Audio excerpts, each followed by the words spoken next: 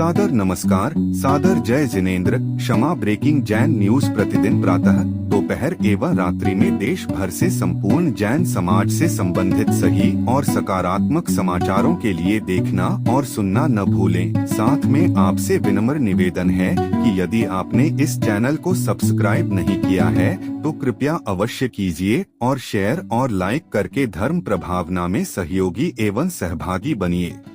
सभी वक्ता आचार्य भगवान के संस्मरण सुना रहे थे। सभी आचार्य भगवान की महानता को बता रहे थे। अब प्रश्न ये खड़ा होता है कि हमारे गुरुदेव महान क्यों हैं? हर शिष्य अपना गुरु का बखान करता है, उसमें कोई बड़ी बात नहीं होती। किसी भी शिष्य से पूछो, वो अपने गुरु को दुनिया का सर्वोत्कृष्ट गुरु कहता है, कह सकता है। उसकी दृष्टि में गुरु भगवान से भी बड़ा हो जाता है। हम शिष्य उनके गुणगान गाते रहें तो यह नहीं समझ लेना कि वे गुरु गुणगान गाने से महान हो जाएंगे। जब हम जैन धर्म के इतिहास को खंगाल करके देखते हैं, एक दोहा, एक श्लोक हमेशा आता है, मंगलम भगवान वीरो मंगलम गौतमो गणी, मंगलम कुंद कुंदाद्यो जैन धर्मोस्तु मंगलम। महावीर भगवान के पश्चात गौतम गणधर का नाम लिया जाता है और गौतम गणधर के पश्चात श्लोक में नाम लिया गया है आचार्य कुंद कुंद भगवान का। यह विषय समझ में नहीं आता कि जबकि आचार्य कुंद कुंद देव से पूर्व आचार्य धरसेन स्वामी, पुष्पदंत आचार्य, भूतबली आचार्य, यति वृषभाचार्य आदि हो गए हैं, लेकिन यह श्लोक में कुंद कुंद भगवान को सीधे गौतम स्वामी के पश्चात याद कर लिया गया कि महानता की परिभाषा उस नेता से होती है जो नेता अपने लिए नहीं दूसरों के लिए जीता है, जो दूसरों के लिए कुछ करके जाता है, जितनों का वो उपकार करता है, और उपकारी व्यक्ति ही अपने उस कृतज्ञता के गुण को ज्ञापित करने वाला होता है। अपना कल्याण करने वाले बहुत हो जाते हैं, लेकिन अपने साथ साथ अन्यों को साथ में लेकर के चलने वाले बहुत विरले होते हैं। क्यों आचार्य कुंद कुंद भगवान को याद किया गया? आचार्य कुंद कुंद भगवान ने ऐसे ग्रंथों की रचना कर दी जिन ग्रंथों के कारण विगत 2000 वर्षों से लगभग यह मोक्ष मार्ग अविरल रूप से प्रवाहित होता हुआ चला आ रहा है। यदि उस समय वो इस शिथिलाचार को नहीं हटाते तो जो मोक्ष मार्ग हमें दिख रहा है, जो साधु वृंद हमें नजर आ रहे हैं, चर्या करने वाले साधक हमें नजर आते हैं, वे नहीं मिलते। महान होने के लिए यह तो व्यक्ति कुछ ऐसा रच जाए अथवा ऐसा कुछ कर जाए। आचार्य कुंद कुंद भगवान ने ऐसे शास्त्रों की 84 पाहुड़ ग्रंथों की रचना की और उन्हीं ग्रंथों के बदौलत आज हम इस धर्म को देख रहे हैं। जब हम आचार्य गुरुवर विद्यासागर महाराज जी को देखते हैं, आचार्य भगवान ने अपने जीवन में ऐसे ही साहित्य का उद्धार किया। आचार्य कुंद कुंद भगवान ने वाद विवाद किया था, गिरनार पर्वत में दिगंबरत की स्थापना की थी। आचार्य कुंद कुंद भगवान ने बहुत बड़े संघ का निर्वहन किया था। आचार्य कुंद कुंद भगवान उस समय लगभग 44 वर्ष की उम्र में आचार्य पद पर अधिष्ठित हुए और 95 वर्ष तक जीवित रहे। लगभग 50 वर्षों तक वे आचार्य पद पर बने रहे। जब हम आचार्य भगवान गुरुदेव को देखते हैं, आचार्य भगवान का आचार्यत्व काल लगभग 52 वर्ष का सिद्ध होता है। आचार्य कुंद कुंद भगवान के जीवन में यह उल्लेख कम देखने को मिलते हैं कि उनसे तीर्थों का सृजन हुआ, तीर्थों का उद्धार हुआ। लेकिन आचार्य गुरुदेव के जीवन काल में न केवल तीर्थों का उद्धार हुआ, बल्कि कई ऐसे नए तीर्थ सृजित हुए जो हजारों हजारों वर्षों तक इस जिन धर्म की पताका को वैसे ही फैलाते रहेंगे। आचार्य कुंद कुंद भगवान के समय यह उल्लेख देखने में नहीं आता कि उन्होंने उस समय प्रजा के लिए, राजा के लिए कोई नीति का निर्माण किया हो। लेकिन जब हम आचार्य भगवान को देखते हैं तो आचार्य भगवान जैनों से अधिक जन जन के संत थे, जन जन के भगवान थे। आचार्य कुंद कुंद के जीवन में यह देखने को नहीं आया कि कोई शिक्षा नीति में उन्होंने हस्तक्षेप किया हो। लेकिन आचार्य भगवान ने राष्ट्र निर्माण के साथ, चरित्र निर्माण के साथ शिक्षा कैसी होना चाहिए, इस देश को दिशा दी। आचार्य गुरुदेव ने राजनीति में धर्म नीति को एक स्थान दिया। आज के राजा यदि किसी को मानते हैं, निष्पक्ष होकर के किसी को स्वीकारते हैं, तो गुरुदेव को स्वीकारते हैं। विगत दिनों में जब यहाँ गृह मंत्री आए थे, उन्होंने एक बात कही थी जो वर्तमान के प्रधानमंत्री हैं। जब हथकरघा की बात आई तो वो सोच देने वाले पूज्यवर गुरुदेव थे। जब इंडिया नहीं भारत बोलने की बात आई तो इस विचार को जन्म देने वाले गुरुदेव ही थे। कैसे इस देश की संस्कृति सुरक्षित रह पाएगी, यह कला सिखाने वाले गुरुदेव ही थे। भले ही वे गुरुदेव से बहुत बाद में जुड़े हैं, लेकिन वह गुरुदेव को सही मायने में जैनों के गुरु कम और मनुष्य जाति के और मानव जाति के साथ साथ इस प्राणी जाति के गुरु बहुत अधिक मानते हैं।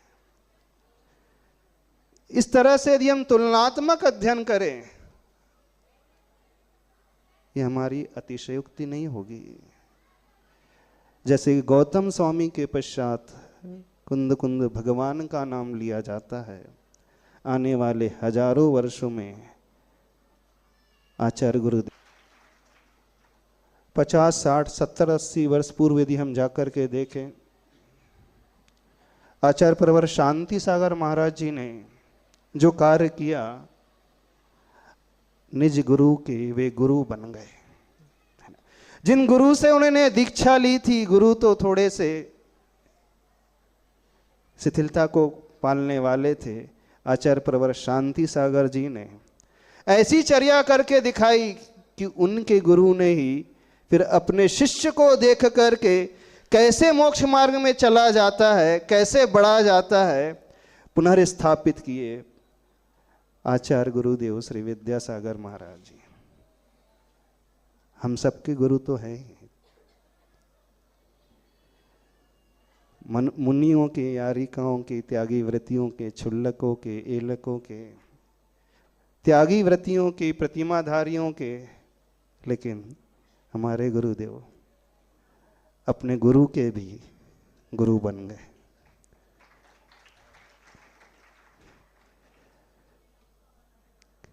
कुछ ऐसे जीव होते हैं संसार में जिनके आश्रय से सबको पहचान मिल जाती है। हम यदि सदलगा को जानते हैं तो आचार्य गुरुदेव के माध्यम से जानते हैं। मल्लप्पा की कोई पहचान नहीं थी, श्रीमंती की कोई पहचान नहीं थी, अपने माता पिता को पहचान दिलाने वाला कोई हुआ तो उनका पुत्र हुआ, भाइयों को पहचान दिलाने वाला कोई हुआ तो आचार्य गुरुदेव हुए। आज वर्तमान में जिन धर्म को पहचान दिलाने वाला कोई हुआ तो आचार्य गुरुदेव हुए। समय सार क्या होता है, आज अध्यात्म लुप्त हो चुका था। समय सार को कैसे जीवंत जिया जाता है, उस समय सार को पहचान दिलाने वाला कोई हुआ तो आचार्य गुरुदेव हुए।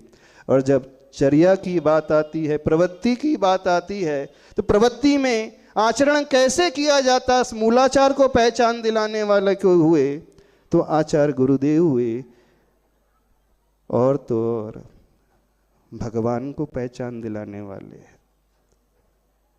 बड़े बाबा को कौन जानता था? हाँ, जितने बुजुर्ग जानते थे, सिर्फ बुंदेलखंड के अलावा कोई नहीं जानता था। जानता था? कोई नहीं जानता था। तो बड़े बाबा को पहचान किसने दिलाई?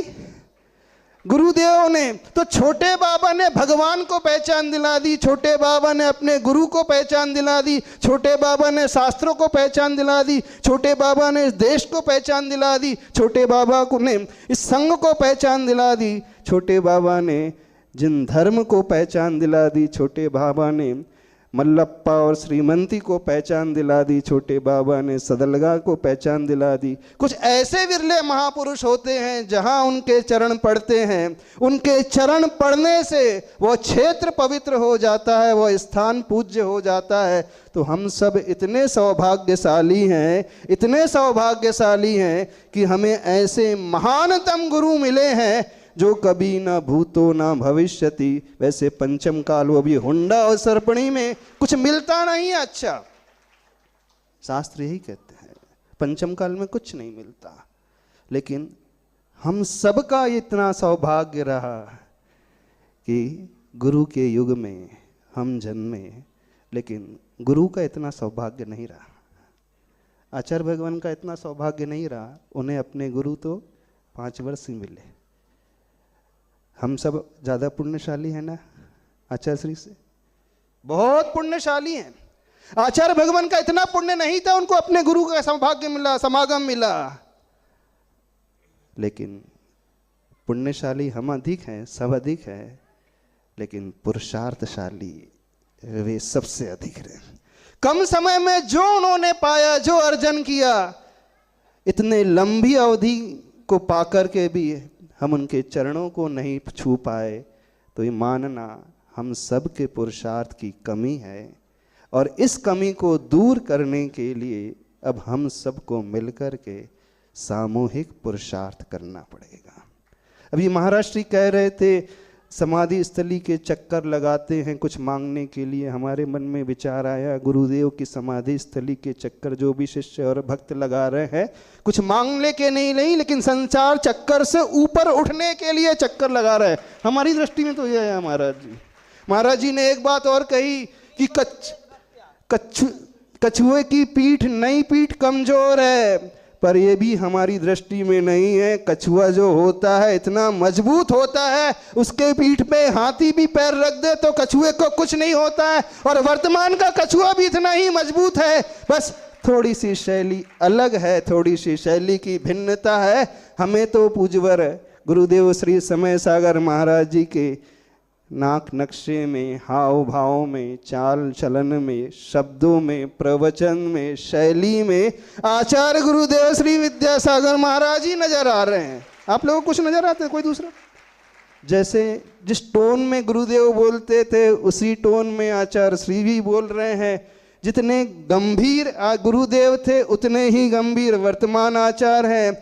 जितने सोच विचार करके वह उत्तर देते थे, प्रागेव दृष्टोत्तर की भांति वो विचार करने वाले हैं।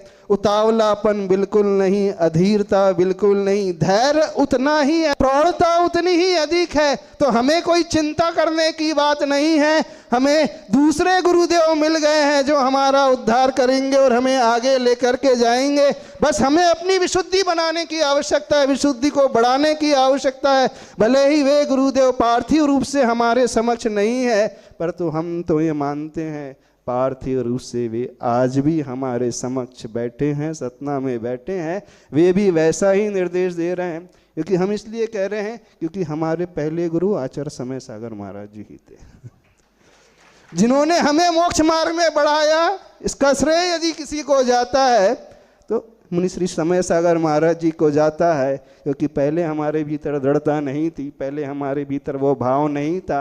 ये तो पूज्यवर समय सागर महाराज जी का आशीर्वाद, उनका निर्देश, जैसे जैसे वे निर्देश देते गए वैसे वैसे हम चलते गए। और उसी के अनुरूप हम गुरुदेव के निकट पहुंच गए। तो बस आज इस समाधि स्थली समय और इस समाधि दिवस में हम सभी मिलकर के एक भावना बनाएं, सामूहिक रूप से ऐसी विशुद्धि बढ़ाएं, ऐसी विशुद्धि बढ़ाएं, जो कार्य अभी गुरुदेव के अधूरे रह गए हैं सब मिल करके कलौ एकता बलम कलौ संघे शक्ति इस नीति पर चलेंगे तो वह कार्य भी आज बहुत शीघ्र पूर्ण परिपूर्ण हो जाएगा। और गुरुदेव वहीं से बैठे बैठे वहीं से दो आशीष बोलिए। आचार्य प्रवर गुरुदेव श्री विद्यासागर जी महाराज की जय। आचार्य प्रवर श्री समय सागर जी महाराज की जय। क्षमा breaking Jain news YouTube channel पर विज्ञापन देकर धर्म प्रभावना में बने सहभागी। विज्ञापन देने हेतु संपर्क कीजिए मोबाइल नंबर 9026900740 एवं समाचार एवं वीडियो भेजने हेतु व्हाट्सएप नंबर 9335236222। क्षमा breaking Jain news YouTube channel देखने के लिए आपको बहुत बहुत धन्यवाद। सादर प्रणाम, सादर जय जिनेंद्र।